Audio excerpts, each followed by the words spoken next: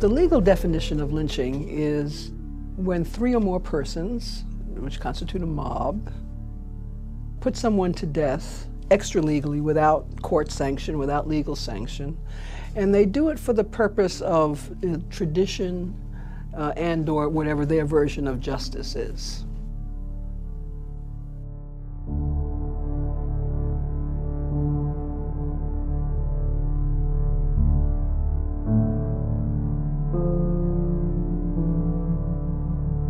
And this becomes a legal definition by the 1920s of the NAACP and their struggle, of course, against lynching and trying to make lynching a federal crime.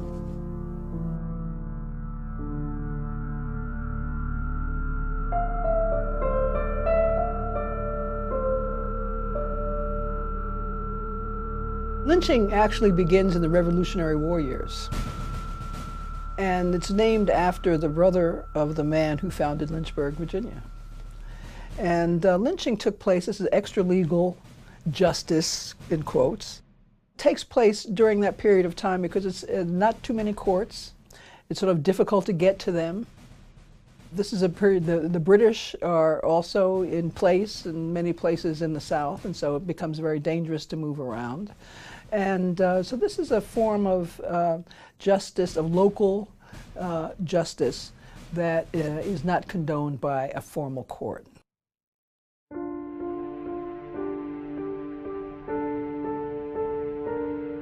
It's interesting, it's not until 1886 that the number of black lynch victims actually exceed the number of white lynch victims. So this is an American tradition that becomes racialized later for a number of reasons. There's a constant struggle over the meaning of who deserves the protection and rights that are talked about in the U.S. Constitution. And what happens, of course, is that one of the function of a stereotype, of a racial stereotype, is to show that someone is undeserving of first-class citizenship. And until rather recently, first-class citizenship was seen not as a right, but as a privilege.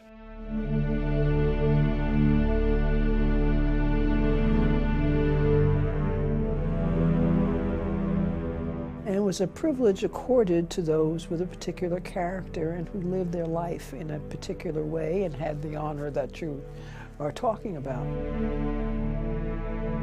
This really stymied activism because in the history, African-American history, there is which still exists to some extent, a big conservative element that really says, you know, if we live our life a certain way, we're going to become first-class citizens because that's what the Constitution says, but it's a privilege, it's not a right.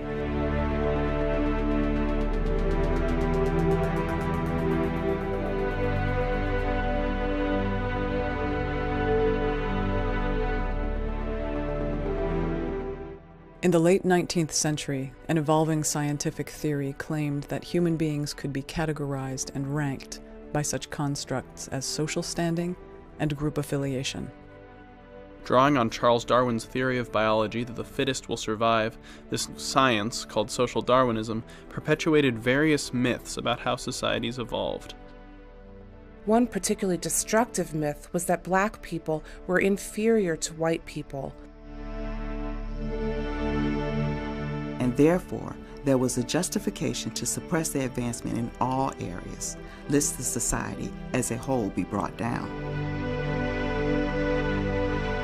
There had been prejudices always around color, ever since, the first Africans came to the U.S., but they change. And in the late 19th century, with the advent of social Darwinism and the need to think about black people and black labor and black bodies in a particular way, we begin to see this idea that blacks are actually beginning to devolve down the evolutionary scale, devolve into more primitive identities, and with primitive, of course, is lasciviousness and lack of control, lack of character, lack of honor, etc. And scientists actually sought to prove these things empirically. And from there, they begin to also think about the notion of what is happening to women. The idea around women's sexuality begins to change in this period of time as well.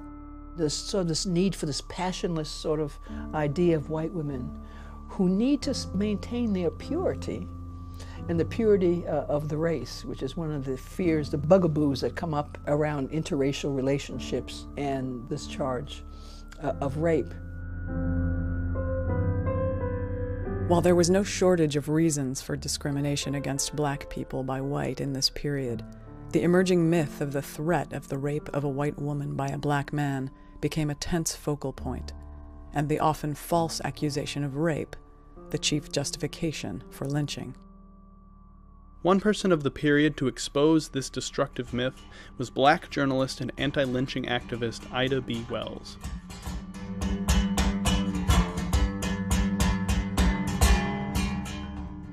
Ida Wells was an activist, a woman who was born in Holly Springs, Mississippi in 1862.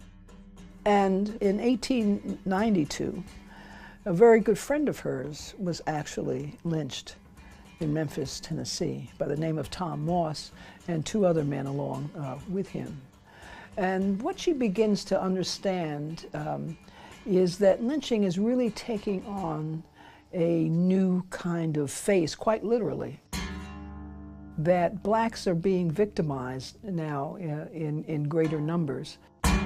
And the reason that is given for this rise in lynchings, which reaches a peak in 1892, is the accusation that black men are raping white women.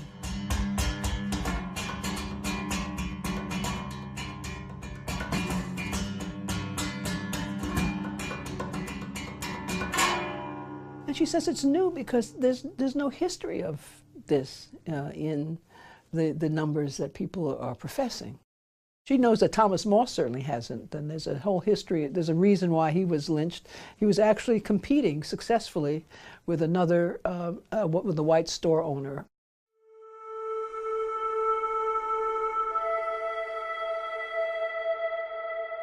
So what she does, which is really makes her so interesting, I think, an activist, is she becomes an investigative reporter. And so when she starts talking against lynching, she's just not giving an opinion, she's actually going to the sites of lynchings.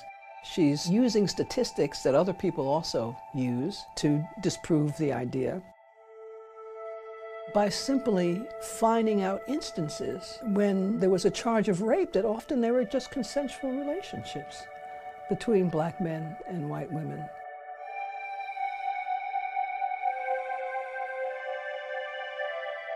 And that in and of itself it turns the world upside down. Because if it's consensual, black men aren't monsters, as even now the social scientists are saying. If it's consensual, white women aren't desexualized and innocent of any kind of behavior and in need of all this protection, which black people are being killed in the name of.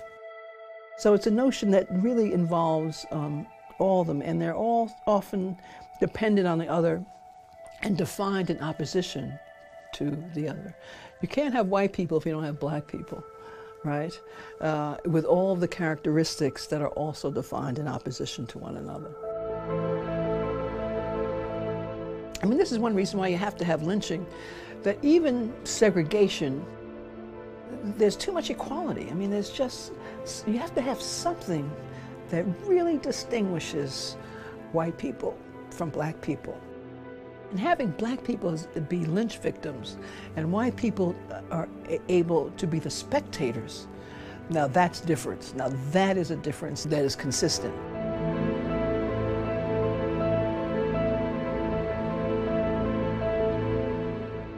According to the Tuskegee Institute, from 1882 to 1951, 4,730 people, mostly black, were lynched in the United States. They were tortured, hanged, burned alive, dragged behind trucks, and in several cases their bodies were were dismembered, and the pieces either discarded or kept by many as souvenirs.